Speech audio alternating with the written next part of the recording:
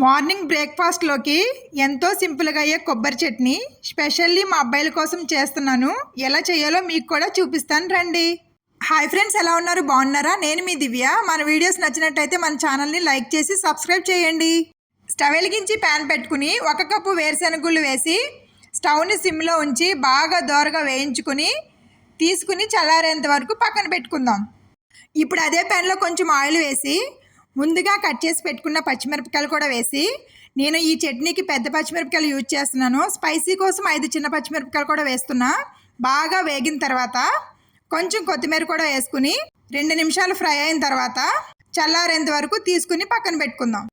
ఇప్పుడు మనం mixie jar తీసుకుని ముందుగా ఫ్రై చేసిన పచ్చిమిరపకాయలు కొత్తిమీర వేసి వేయించిన వేరుశెనగుళ్ళు, కట్ చేసి పెట్టుకున్న కొబ్బరి ముక్కలు, కొంచెం ఉప్పు, కొద్దిగా చింతపండు వేసి మూత పెట్టుకుని మెత్తగా గ్రైండ్ చేసుకోవాలి.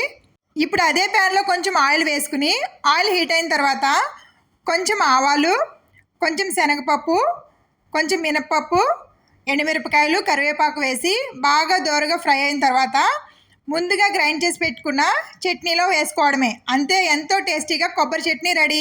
మీరు కూడా ఒకసారి ట్రై చేయండి, పిల్లలు ఎంతో ఇష్టంగా తింటారు. మరి ఒక రెసిపీతో మీ ముందుంటాను. బాయ్.